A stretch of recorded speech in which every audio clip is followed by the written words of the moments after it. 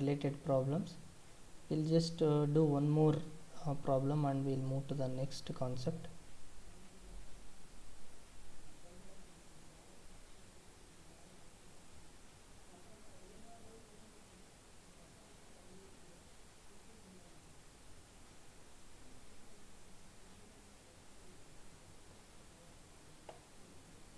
Okay, now let us have one more problem. It is similar like whatever we discussed, the solenoid.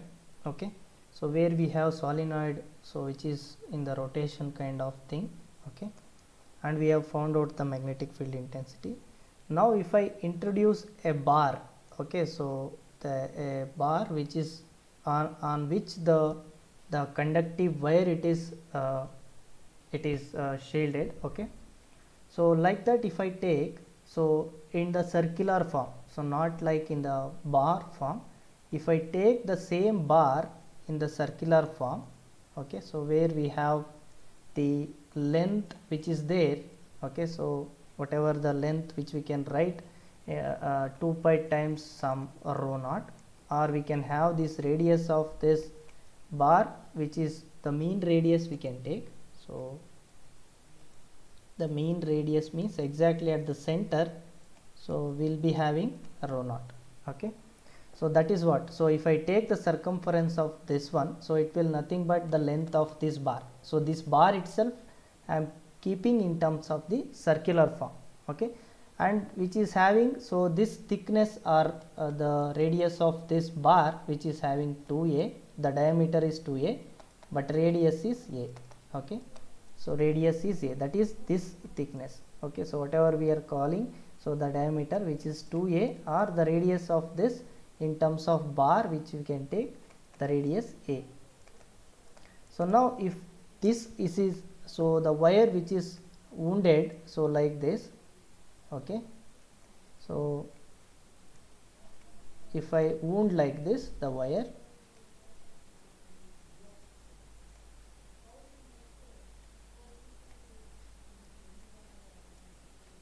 so let us take the wire which is wounded like this.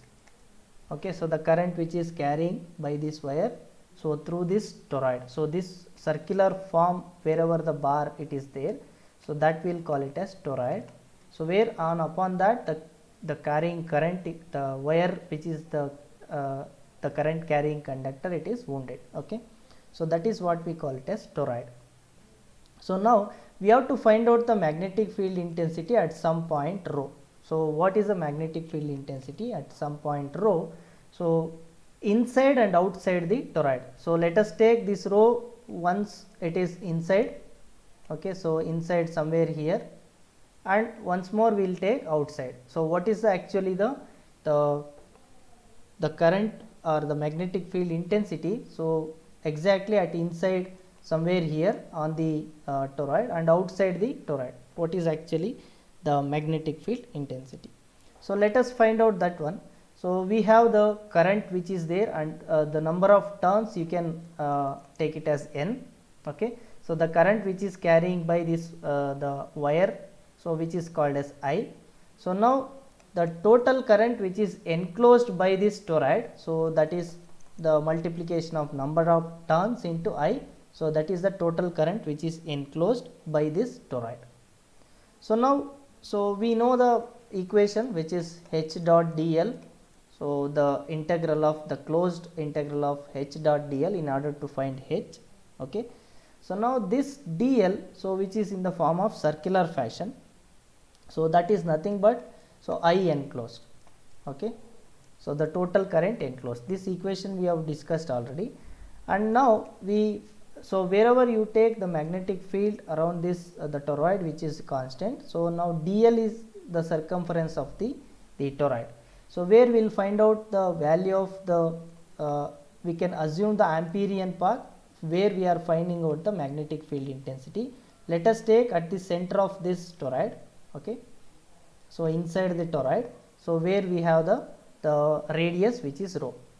So now this dl, so which is actually becomes 2 pi rho. So on the Amperian path the dl will become 2 pi rho, and in I enclosed which we already know, which is nothing but n into I. Okay. So now, so if I substitute this one, 2 pi into rho, which is equal to n into I. So now this will give the H, the magnetic field, which is nothing but n by ni by 2 pi rho. So now we can remember, so this is same as, so wherever we have n number of turns which the current carrying conductor like a solenoid, so just that wire which is wounded, so on top of this the bar which is having the radius a and length this much, so which is nothing but same as this toroid case. So where we have the magnetic field intensity inside the toroid, which is nothing but ni by 2 pi rho. So now this rho, it may be outside this toroid and inside the, that is outside of both the edges, that is this thickness whatever 2a which is there. So we can define that rho as rho naught minus a and rho naught plus a. Even we can at the edges also we can able to define that. Okay. So this h we can define it as for rho which we have find out, and this rho varies from rho naught minus a to rho naught plus a. So where rho naught is the mean radius. Okay. So that is the mean radius of the toroid. Okay. So now we can write this approximately this rho, so as the mean radius if I substitute, so that rho which is the mean radius, so then approximately we can find out the magnetic field intensity inside the toroid. Okay. So now this is the case where we have the long solenoid where L is far greater than A, that is the length of the solenoid which is far greater than the radius of this, so the ring which is considered. So that is the same case where we have got this the magnetic field intensity inside the toroid. Okay. So where this rho naught if it is tends to infinity, so that will be the special case where we have infinite length of the solenoid. Okay. And outside the toroid, so since the current which is so n into I, so that will become equal to 0. So because outside the toroid if I take the Amperian part, the total current which is enclosed, it is nothing but Ni, and H dot dl is also which is equal to Ni, so that will become 0. So the outside the toroid if I take the Amperian part, so the magnetic field will be 0. So that will be equal to 0. So this is the case where, so we can able to find for different rho naught. If I take the toroid of mean radius some 10 centimeter or somewhere, so we can just substitute with the number of turns and currents and mean radius, we can able to find out the magnetic field intensity inside the toroid. Okay. So this is about the how we can derive the magnetic field intensity for this case. So where we can mount the solenoid which is the length which is 2 pi rho, so we can in the form of a toroid or a ring form. Okay. So even we can solve the problem by taking the number of turns, current and the mean radius of the toroid. Just if you substitute, so we will going to get the magnetic field intensity.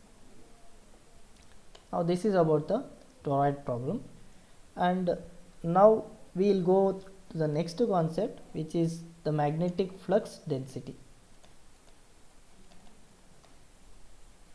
Magnetic flux density.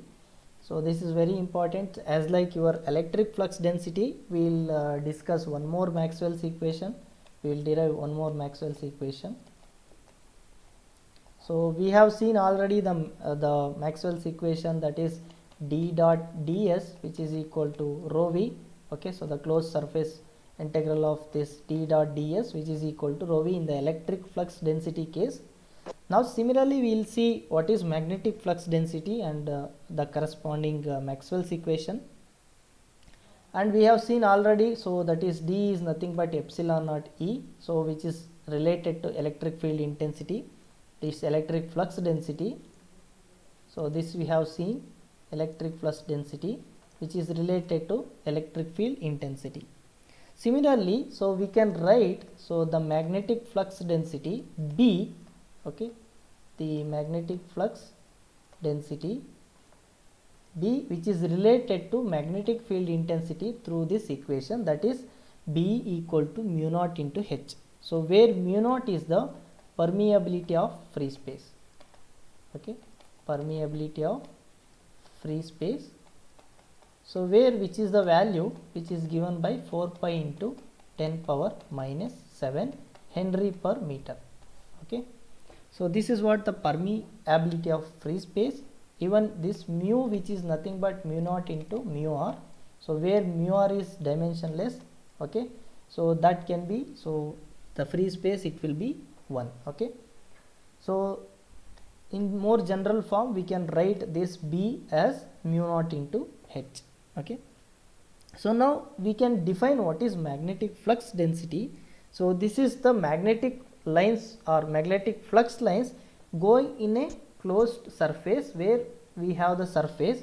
How much magnetic flux lines which is come through the surface, that is nothing but magnetic flux per that unit area. So that which will be call it as the magnetic flux density, and we can define that as, so the magnetic flux. Okay, so this is a magnetic flux lines. So if we have some surface, okay, so that surface, how much magnetic field lines which is passing through that given surface. Yes, so that is what magnetic flux density, and we can define that as, so the magnetic flux in terms of the magnetic flux density B, so which is given by the surface integral of B dot ds. Okay, so this is what, so we have some surface, so through that surface how much magnetic flux lines it is passing through. So that is what we will get the magnetic flux equation. It is the integral, the surface integral of magnetic flux density, so through into differential surface. Okay, and this magnetic flux we can measure in Webers. Okay, and magnetic flux density, so we can measure in Weber per meter square. So or we can measure in Tesla. Okay, so that is what the magnetic flux and magnetic flux density. So now if I take the magnetic flux lines, how whenever we have the current carrying conductor, how the magnetic flux lines looks like. Okay, now if I take any current carrying conductor, okay, so which is having the current I. So now according to the right hand rule, so we have the magnetic flux lines like this, so which is going in this direction. Okay, so now the magnetic flux lines, so which is in the direction of the, whenever we want to find out magnetic flux for any current carrying conductor, so we can place a magnetic compass. So if we place a magnetic compass where the needle which will show the north pole, okay, so whichever the north pole, the direction of north pole, that determines the magnetic flux lines direction. So wherever you put, so near the current carrying conductor, so wherever it deflects the north pole, so that will be the magnetic flux direction. And this magnetic flux, so that will automatically, when it experiences the magnetic field, it will orient along the direction of the magnetic flux lines. Now if I take the magnetic flux density B, so it is always the tangential to the magnetic flux lines. So wherever you take, the B will be tangential to that magnetic flux lines. Okay, so now these flux lines are determined, so as like we have done the electric field line. So wherever we have the positive charge and we have the equipotential surface. Okay, so similar like wherever the flux lines which is emanating. Okay, now similar like the magnetic flux also we can have the constant magnetic flux lines. Okay, so where this magnetic flux lines, there is no end and there is no beginning. Okay, so it will be completely enclosed and there is no break or there is no, so anywhere there is no gap. So similar like electric flux lines, there will be, so it will be emerging from one point and it will go to another point. Okay, so like this, so electric flux lines, but the magnetic flux lines, it will be completely closed always. Okay, so now as I said, the direction of the magnetic flux lines, so it is indicated by the magnetic needle or compass. If you place in that current carrying conductor where it experiences the magnetic field, so we will be having the direction of the magnetic flux lines, which is same as in the the direction of north pole. Okay, so that is what how the magnetic flux lines which is there in the current carrying conductor. Now, so if we have seen already, if we have the flux lines, that is electric flux lines, which is having the charge which is enclosed by the surface.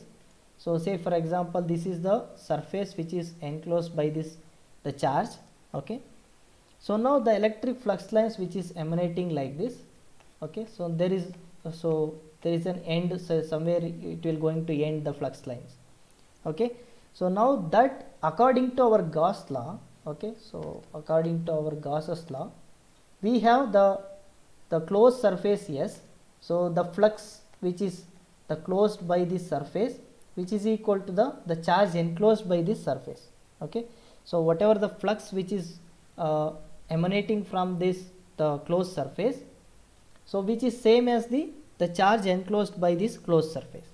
That is what we have studied in the the static case, where we have the flux which is equal to the charge, and also we can define by using the electric flux density, which is nothing but the closed integral of surface, so by the surface, which is d dot ds.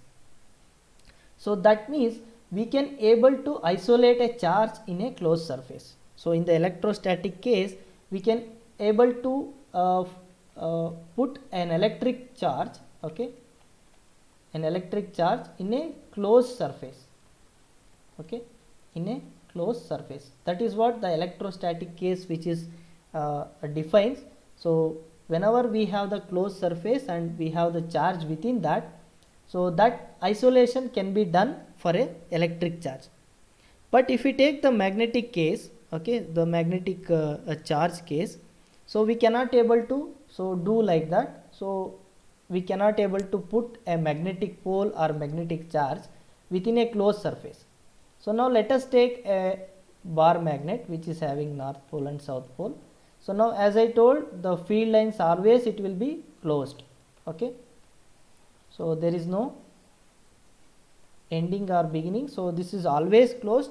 Wherever it emerge, so it will go on closing. So it will, even if the radius will be large, but it will go on closing.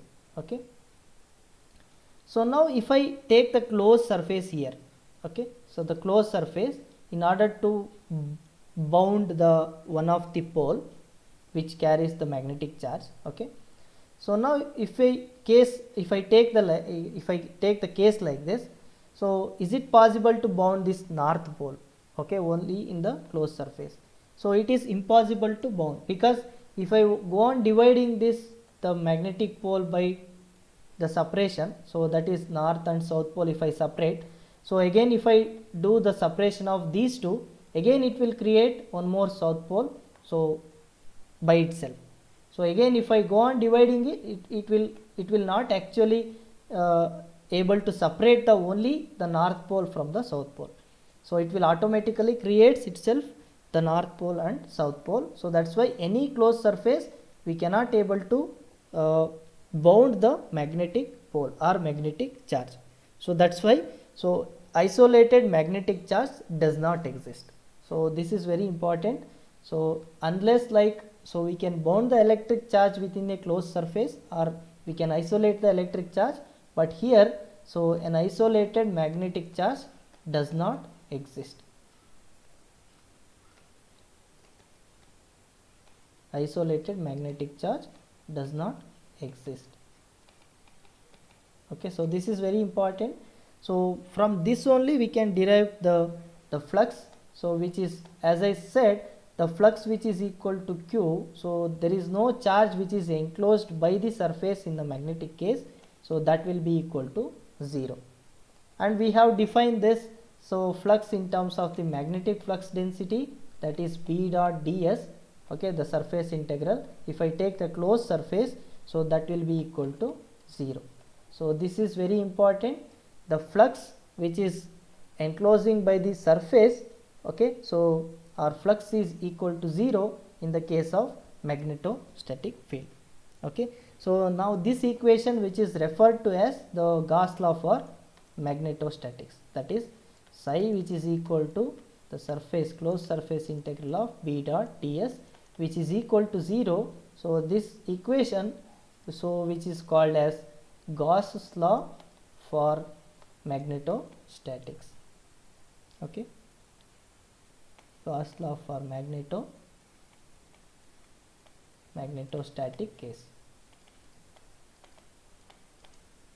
Okay, so now, so as like electrostatic field D dot ds, which is equal to q, so even the electrostatic field is conservative, but here the magnetostatic field is not conservative, but the magnetic flux which is conserved. So whatever magnetic flux which is there, which is conserved. Okay, but the magnetostatic field is not conserved. Okay, so that is important. And if we apply the divergence theorem to this, okay, the surface integral to volume integral, where we have applied D dot ds, the surface integral, which will give the volume integral. Okay, so this is what the divergence theorem which we have done, and we can have del dot d. Okay, so that is also, it is there.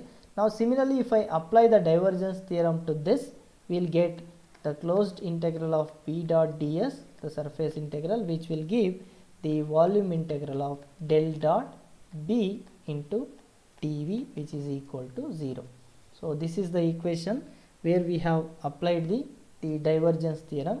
So now if I take, so since this is equal to 0, then we can have del dot B, which is equal to 0. Okay, so this is what, where we have the fourth Maxwell's equation. Okay, so this is the fourth Maxwell's equation which we have derived.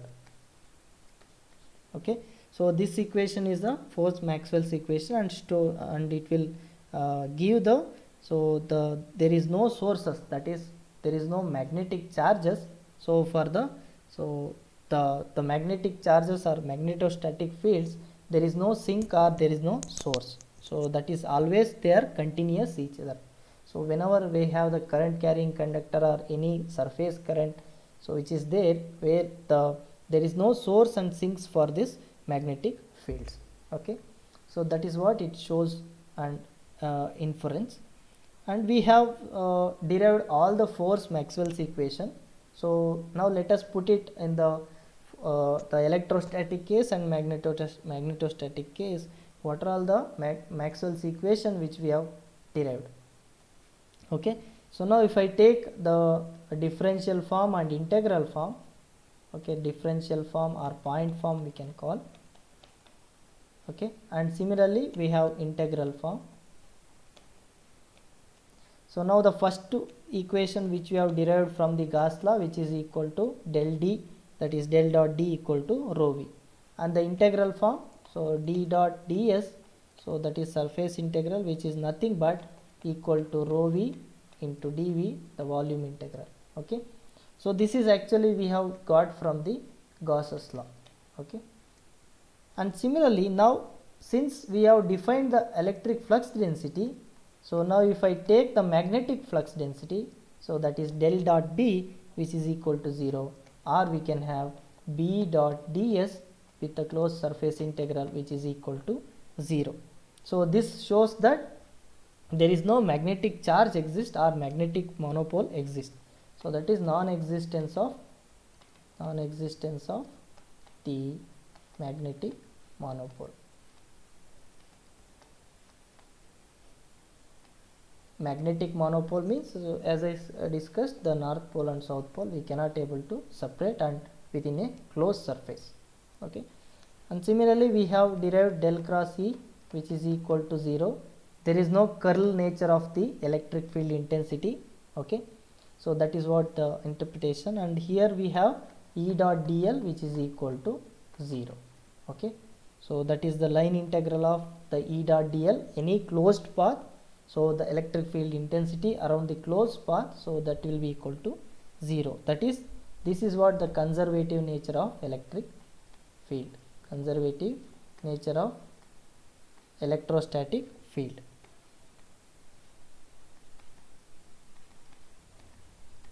Okay, so this is a conservative nature of electrostatic field. And finally we have del cross H, which we have derived, which is equal to J, and in the integral form, so which is h dot dl, so which is equal to j dot ds, the surface integral of j dot ds. So this is what we have known as Ampere's law. So now these are all the four Maxwell's equation in static form, that is only in the static case, the electrostatic case and magnetostatic case. So these are all the very important equations which derived, okay, so by the Maxwell. So by taking the laws which is derived by Gauss and the Ampere's, okay. So these are very important. So even we can ask the point form, integral form. So based on the problems also, it is very important, these equations. Okay. So this is about the Maxwell's equation. So now we'll move, let us move to the next concept, which is magnetic scalar and vector potentials. Okay. So these are also very important, magnetic scalar and vector potentials. Similar like electrostatic case, where we have defined E equal to minus del V, the potential, electric potential. Okay, so that is the electric potential V, so which is related to electric field intensity, so which is nothing but E equal to minus del V. Okay, so even we have done some problems based on where we have find out the potential, and after that from the potential we have found out the electric field intensity. Now similarly we have the potential which is associated with the magnetic field or magnetic flux density B. Okay, so in general we can also call this B as magnetic field, okay, magnetostatic field. Okay, and this magnetic potential, so which is in the scalar form, the magnetic potential, or it is in the vector form. So the scalar form, so it is represented by Vm, and the vector form, which is vector magnetic potential, so which is represented by A, vector magnetic potential.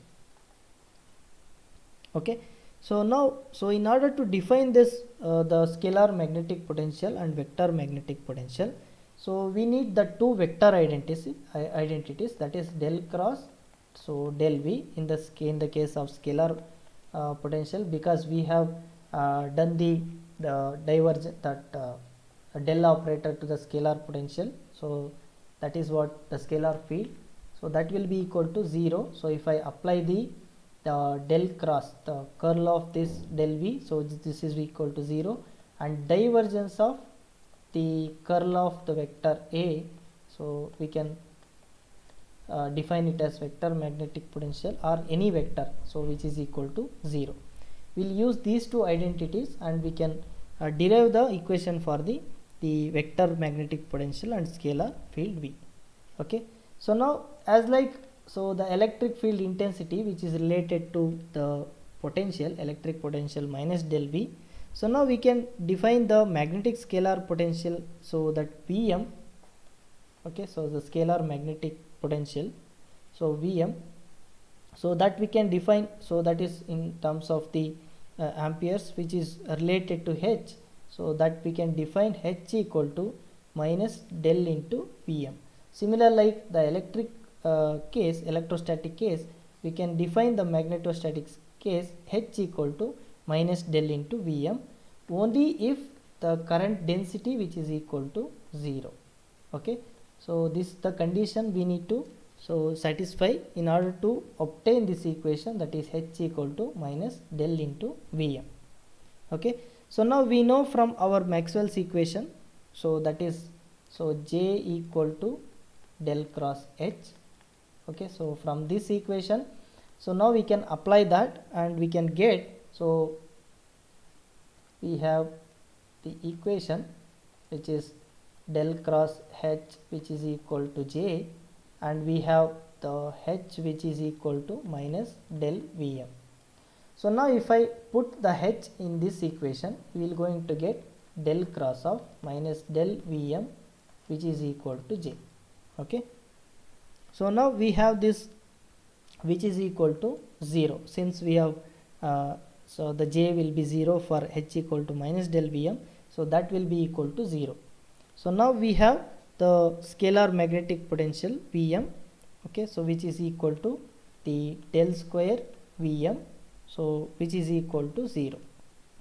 Okay, so this is what, so when we apply the Laplacian for this scalar magnetic potential Vm, so that is the equation. It is in more or less like a Laplacian equation. Okay, so just as like in the electrostatic case, so this is like a Laplacian equation in the magnetostatic case. So now we know, so the del dot B, which is equal to 0. Okay, so that we already know, so which is already stated earlier. So now in order to find out, so this is what the equation for the scalar potential, that scalar potential, and this equation for the magnetic field. So in with if we define in terms of the scalar magnetic potential, now we can define or find out what is H in terms of the magnetic potential. Okay, so that will going to derive by using this equation, that is del dot B, which is equal to 0. So now, so if we have the equation, so which is del dot B equal to 0, and also we have the equation that is del cross, so which is A, which is equal to B. Okay, so now that we have already defined that, so that del cross, okay, so okay, so now if we define the vector magnetic potential, so in terms of this, so that is B equal to del cross A. So now how we can find out the magnetic vector potential A? So that is what, so here, so the B, which is the magnetic flux density, which is defined in terms of the vector magnetic potential. Now we can able to find out A. So what is the value of A, or how the magnetic vector potential varies with respect to different problems. Okay, so that is what the define, so the magnetic field in terms of the scalar potential and the magnetic flux density in terms of the vector magnetic potential. So now if I assume that V, which we have defined in the electrostatic case, so that is nothing but differential charge divided by 4 pi epsilon naught r. Okay, so now we can define the vector magnetic potential, so which is nothing but the line integral of, so that is mu naught I dl divided by 4 pi r. So this is the line, so case where the line current exists. And similarly, if I define for the surface current, okay, so which is nothing but the surface integral of mu naught k into ds divided by 4 pi r. So this is what the surface current case, where we have the sheet of charge. And similarly we have the volume current, so that is the magnetic vector potential, which is in the volume case, which is mu naught j into dv divided by 4 pi r. So this is what the volume current. Okay, so now we can derive how this actually comes. So how we can define this, the magnetic vector potential. So how we can write this one? So by using this equation we can able to derive it. So now we'll let us take the earlier equation where the current carrying conductor, so we define the magnetic field. Okay, so that is P equal to mu naught by 4 pi into, so the line integral of I into dl dash cross the vector r divided by r cube, the magnitude of r cube. So where the unit vector ar is nothing but the vector r by the magnitude of, so magnitude of r. Okay, so that is what the unit vector ar we can, so earlier we have that, so that is the magnetic field H, which is nothing but line integral of I dl cross the ar cap divided by 4 pi r square. So this is what we have derived for the current carrying conductor, so at a distance r, so the point which is placed at a distance r, so due to the differential small element on the current carrying conductor. So this we have defined. So similarly we can write B is nothing but mu naught H. So I am replaced So this multiply by mu naught by this equation, you will going to get B. So that is what we have written. Okay. So now we have, so the dl dash, where we can write the current carrying conductor, it is there with I, and this is dl dash, say for example, and I want to find out the magnetic flux density at this point. Let us take that point P as xyz, and the differential element which is taken as x dash, y dash and z dash.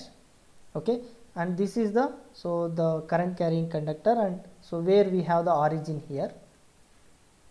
Okay, and this position vector we can write it as the r dash, and this position vector we can write it as r. Okay, and this r, the point from this differential element to the field point where we are calculating the magnetic flux density, which is nothing but r minus r dash.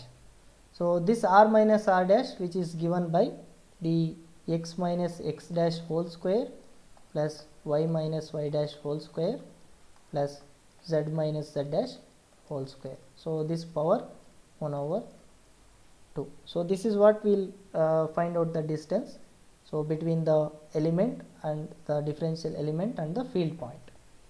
So now if I define one term that is called as del of 1 by r.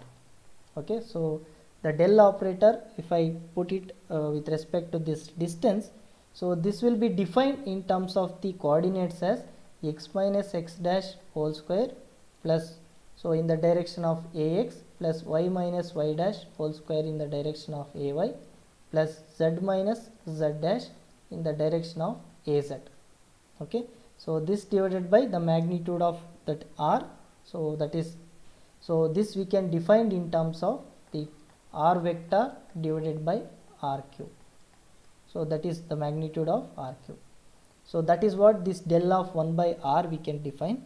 So which is nothing but x minus x dash whole square plus y minus y dash whole square plus z minus z dash whole square whole power 3 by 2. So this is what the definition of this, the operator which is del of 1 by r. Or we can write it as this one. So in terms of the unit vector, which is nothing but, so the del of 1 by r we can write in terms of unit vector, which is nothing but ar by r square. So where we have ar is nothing but the vector r by the magnitude of r, and we can define in terms of the ar, the unit vector, which is nothing but ar cap by r square. Okay, so that is what we have. So here it is, so there is a minus, and so this is also minus, and this is also minus. So ar by minus r square. Or we can have this ar by r square, which is nothing but minus del of 1 by r. So now if I replace that one here, so if I write this one, okay, so if I write in terms of the unit vector ar, which is equal to mu naught by 4 pi the line integral of I dl dash cross ar cap divided by, so this divided by, so r square. Okay, so now if I write, so this ar by r square in terms of del of 1 by r, so that we can write it as, so that we can write it as b equal to minus mu naught by 4 pi in the line integral of I dl dash cross, so del of 1 by r. So this we can write like this. Okay, so now if we can apply the vector identity, that is, so if we have the del cross f into f, so that will be given by f into del cross f, okay, plus del f cross f. Okay, so now if I take f equal to here, so that is dl, okay, dl dash or f equal to 1 by r, and f capital F equal to dl dash. If I take that dl dash, now if I take that two identities, like in our case the dl dash and 1 by r, the del of 1 by r, so now we can write that del cross of, so that is del 1 by r into dl dash, which is equal to f is 1 by r into del cross the dl dash, okay, and so del of 1 by r cross so dl dash, okay. So this is what we'll going to so get. So now we can write, so since we are this del operator which is with respect to only the function x y z, so this del cross dl dash will go to 0 because dl dash is with respect to x dash y dash z dash, so this will go to 0 because the del operator is with respect to x y z. So now we can write the equation as, so that is dl dash cross del of 1 by r, so that is this term which is equal to so minus so del of del cross dl dash divided by r. So that is what we can write. So this we can write it in terms of del cross of so dl dash by r, okay. So that is what we can write, and we can obtain the equation by replacing this dl dash into dl dash cross of del of 1 by r. So this we can replace with this equation. So if I replace that one, you will going to get mu naught by 4 pi the line integral of I into, so this one is nothing but so that del cross, or we can del cross so dl dash divided by r, okay. So also we can replace, you can take the del cross outside and the line integral of mu naught so I dl dash divided by 4 pi r. So this is what we will going to get b finally. So now if I compare this equation with del cross a which were earlier defined, so now we can write that a which is nothing but line integral of mu naught I dl dash divided by 4 pi r. So this is how we will going to get the magnetic vector potential, okay. So even we can substitute that in the flux equation, that is whatever the flux which is find out magnetic flux, so which is there the equation, that is psi equal to integral of p dot ds, okay.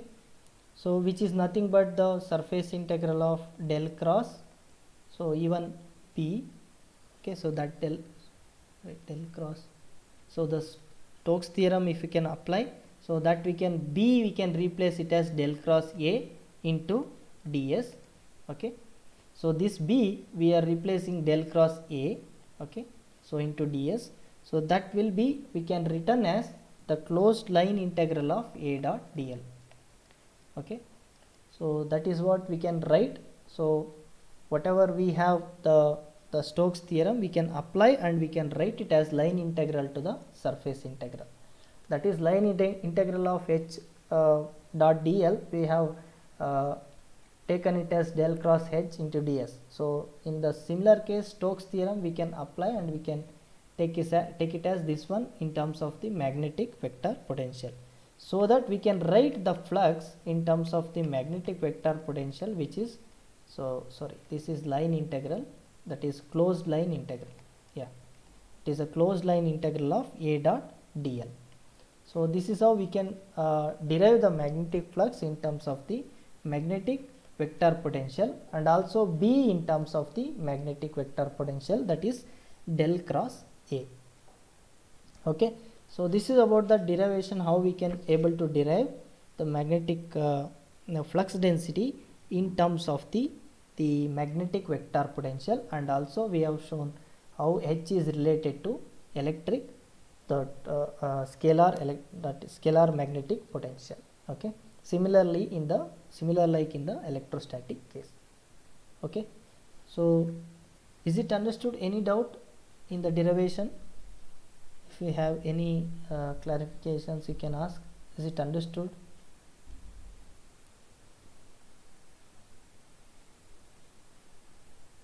Understood? Bhavyashree?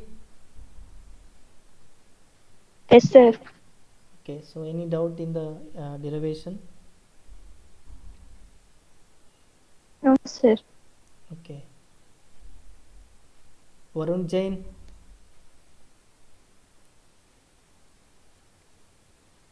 Sir, Yeah, understood.